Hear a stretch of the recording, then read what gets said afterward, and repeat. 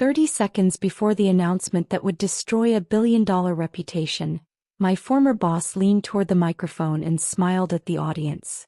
"Some people think intelligence alone builds companies," he said confidently, scanning the packed auditorium. "But real empires are built by leaders who understand power." The audience applauded politely. Then he looked directly at me sitting in the third row. "And that's why analysts stay analysts," he added with a small, dismissive laugh. The room chuckled. I didn't react. Because the presentation screen behind him was already connected to a system he didn't know existed. And in less than 2 minutes, everyone in that room would discover who actually understood power. 4 years earlier, I had been the quiet strategist working late nights inside Titan Ridge Holdings, one of the fastest-growing investment firms in New York.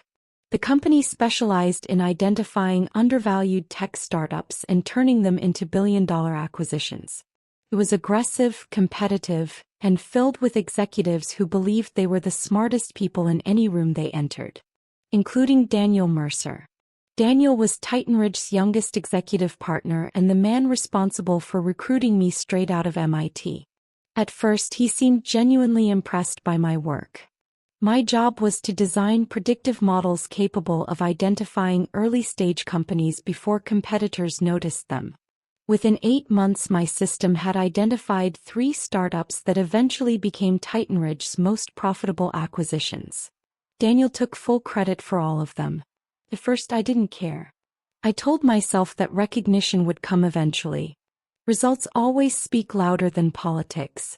But corporate power doesn't work that way.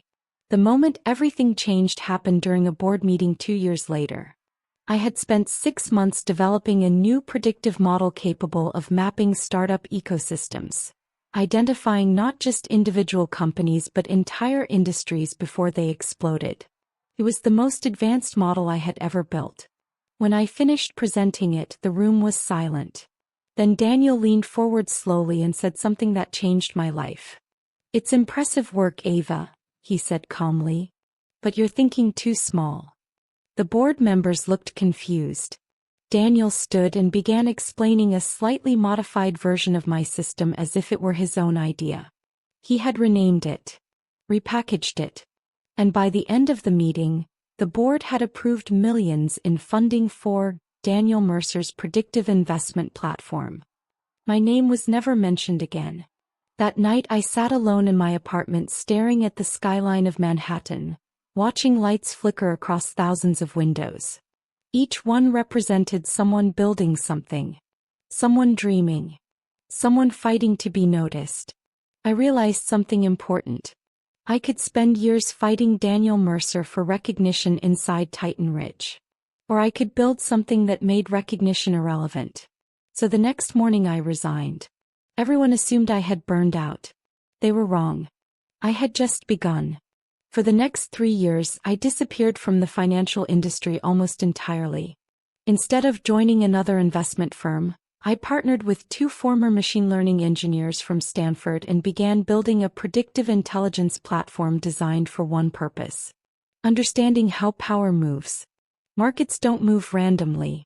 Corporations don't make decisions randomly. Executives don't take risks randomly. Everything follows patterns. Once you understand those patterns, you don't just predict the future. You shape it.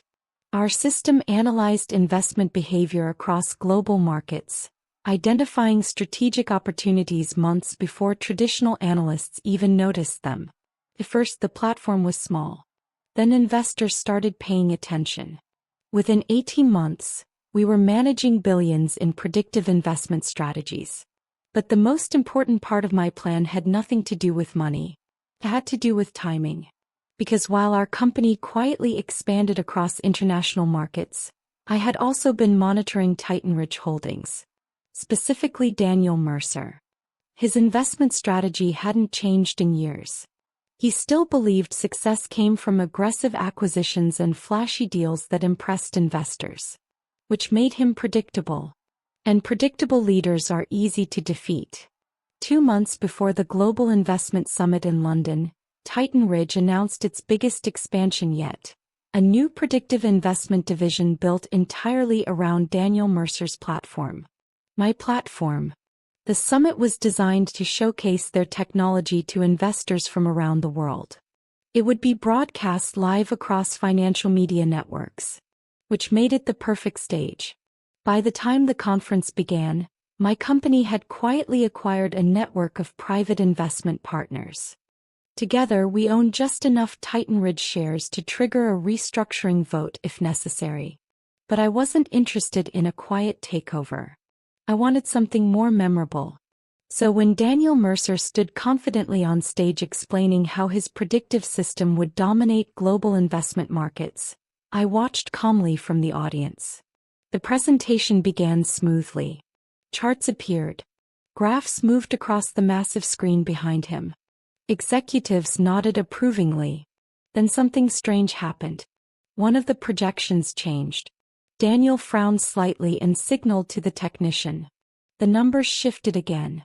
Suddenly, the system began displaying alternative projections. Forecasts showing Titan Ridge losing major investment opportunities to an unnamed competitor. Daniel laughed awkwardly. Looks like someone uploaded the wrong dataset, he joked. But the projections kept changing. Each new scenario showed the same outcome. Titan Ridge falling behind. Investors losing confidence. A competing platform outperforming their strategy.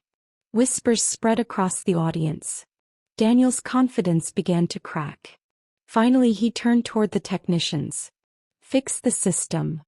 I stood up. You can't fix it, I said calmly. The room went silent. Daniel turned toward me slowly. Ava. I stepped into the aisle so everyone could see me. That's not a malfunction, I continued. It's a comparison. Confused murmurs filled the auditorium. Daniel forced a smile. A comparison with what? I pointed toward the screen. With the real predictive platform. The display shifted again. This time the projections showed a new company dominating the same markets Titan Ridge had targeted. A company none of them had noticed. Till now. Phones began lighting up across the room as analysts searched the name appearing on the screen. One of the investors near the front row spoke first. This company controls 30% of the predictive investment market. Another voice added quietly. And they just acquired major shares in Titan Ridge. Daniel stared at the numbers in disbelief. That's impossible. I met his eyes. No, I said calmly. It's strategy. The final projection appeared on the screen. A restructuring proposal scheduled for the next morning. Titan Ridge Holdings transitioning leadership under a new board majority. Silence spread across the auditorium like a wave. Daniel's voice dropped to a whisper. You planned this. For 3 years, I replied. Investors were already making calls. Board members whispered urgently among themselves. Power in the room had shifted completely. The man who once dismissed my work now stood on stage realizing he had spent years unknowingly building the foundation for someone else's victory. I turned toward the exit.